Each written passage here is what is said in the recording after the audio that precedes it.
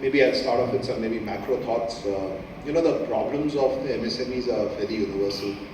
The problems the MSMEs have in India is no different than anywhere else in the world. So I guess if the other places can fix it, we can fix it as well. And when we, and Arun kind of referred to it, when we have done various studies globally, the MSMEs say that they have 4 basic problems in life. One is that they struggle to get credibility, so nobody believes them because they're very small. Second and most important, as we said, is getting money, getting capital, getting finance. Every MSME owner only has a limited amount of equity. Everybody has a limited amount of equity. Why only an MSME owner? And then you need debt, and you need working capital, and you need all the things to grow the business. Third is that they struggle to get new clients, access to markets.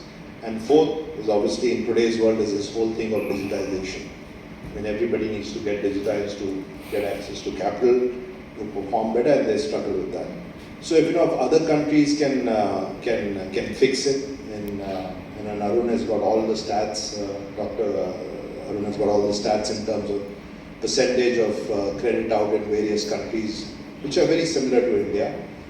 Percentage of credit out to MSMEs in various countries, loan rejection rates, and we can talk about all of that when we gather for tea.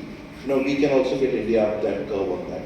And why do I say that? When we look at Dun & Bradstreet ourselves, and Mr. Nath referred to it, we are a global data and analytics company. We have data generally on pretty much every part of the world because we've been capturing it for the longest time as well.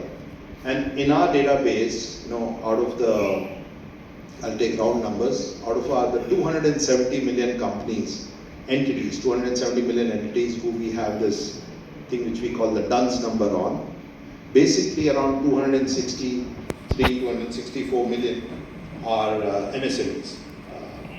And by MSMEs, I would say less than 50 crores equivalent of turnover.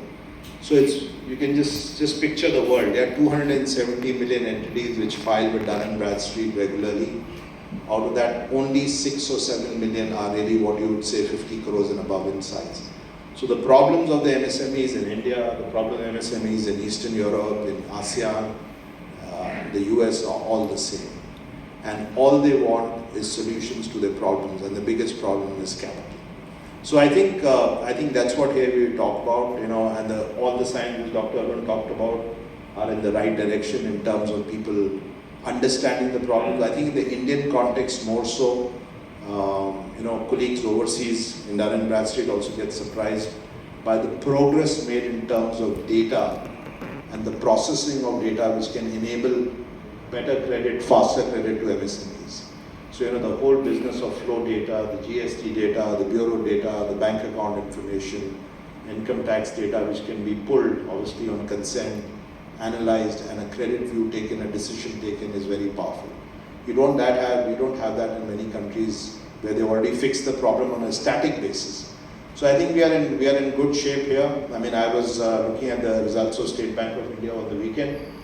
State Bank of India also, the book which has grown is the MSME book. 4 trillion rupees, which is how I think $50 billion. That's a very large number, and one can kind of estimate from that how things are going. So I think we are all heading in the right direction.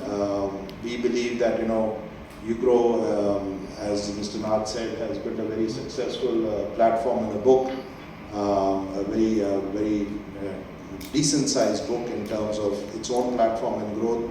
We are very happy at Dun & Bradstreet to partner with them.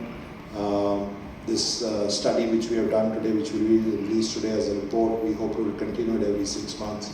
We really do hope that it becomes the go-to place for you all to look at all the information, all the understanding you want in the MSME sector, and we count on your support to make that happen. So maybe I'll close with that, and I'm happy to take any questions if we have time, or we can talk over tea. I'll leave it to you. Thank you. We went on a delightful note. The forum is now open for questions. Janet from Money Control. So I've got 2 questions here. Yes. I've got 2 questions. First is basically we have seen in the past week commentary from Fed, as well as we are expecting that RBI they would cut rates in the second half of this calendar year. So what I'm generally looking at is what would be the growth specifically for MSMEs, and concerning that the report says that 2024 would have some challenges for MSMEs. So how do you see the rate cuts from Fed and then from RBI impacting MSMEs growth? My first question. Highly intellectual question है जी, तो ये Dr. Ravi Kumar ji You can add to that. Thank you. That's a great question, and I think if you go back a couple of years back, and everyone basically, especially the economists, you can blame economists earlier, that we used to say that inflation, that's the Fed and all the central banks basically changed the inflation in terms of the interest rate, and we all said that inflation is transitory, don't worry, keep the interest rate safe and don't hike. And they waited for some time, and unfortunately inflation was completely out of control. And as a result, the Fed, along with the most of the central bank, did the catch-up. And in order to do the catch-up, they had to hike interest rates never seen in the history of the Fed and everything. And we have reached there. And if you look at today, we are basically at a very safe, when you talk about the inflation, all the countries learn the tricks of the geopolitical concern and the impact of their own input price. They are able to manage. There is a good sign that Fed should start cutting the rate, and the rest of the central bank, most of the central bank in fact in the Europe, they already started doing. They are not great countries in terms of the size of the GDP, but they do this one. Now, I think a couple of points here. Look at the data we talk about MSME credit lending and stuff like that. That's a looking at the sign of healthy. From here, you're talking about all the optimism, all the great news for the MSME coming. That's basically either 1 quarter or 2 quarter or probably the 3 quarter. Which means from here for MSME, things will just improve. It's not going to go worst for them. Whether the Fed does that or not, I think RBI is basically cognizant of the fact. Of course, they have to take a interest rate differential as a way. Otherwise, we'll have a different problem to solve. But they're still in the good zone, and that will happen. Why I'm saying this one? Because if you talk about interest rate, and I think this is the problem we basically probably discussed, and the opportunity side. We did one study a couple of years back, last year in fact. We looked at 2 set of companies. The company who did not get loan from the formal channel, and company who did not who got the loan from the formal channel. The company who did not get loan from the formal channel, they generated 2% on the return on capital employed, as a return on capital employed.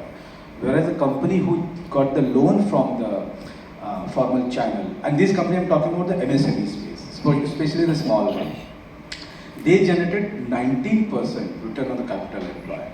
Look at the gap. The company who's not getting loan, 2%, company who's getting loan at 19%.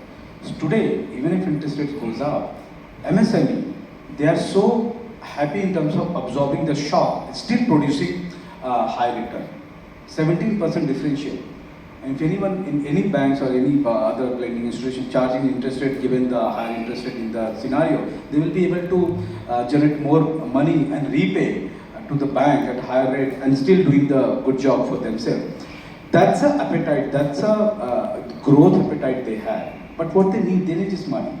So I think to your question, I know I've given a very long answer, but the idea is that from here, they just have the happy hours. They just have the good news. Because from here, we don't expect that interest rate will go up. It just is one directional. It's just a timing when. That's the story. Thank you. What would be the reason why this guy became an IAS officer? There is one simple reason. There was a thing called Jugaad, and there was a police officer who took control of his Jugaad.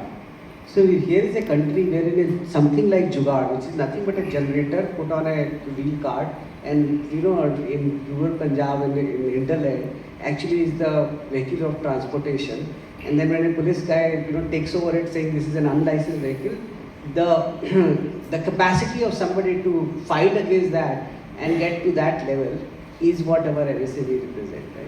So Dr. Arun has said this in a very intellectual way, but I am telling you that the resilience of small businesses in India is of the highest order at this point of time.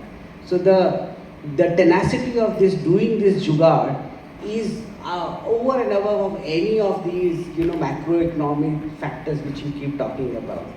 When I'm from Banaras, I was in the city of Banaras some time back, and after a very long period of time when I landed over there, you look at the kind of economy which is getting created. A Banaras which used to have only say 20,000 daily tourists, today have 5 lakh daily tourists coming to that one single city. 5 lakh multiplied by 2,000 rupees, the new creation of GDP for a small city like Banaras, and multiplied by almost the full year, and the kind of small businesses it is prospering. So the absorption capacity and the resilience at this point of time is of the highest order, and this is what the study shows. At the macro level, what DNB is providing, and also if you look at UGRO's loan data performance and how each of our customers are progressing, is what says that come what may, we are in the Amrit Kal for the MSME in India.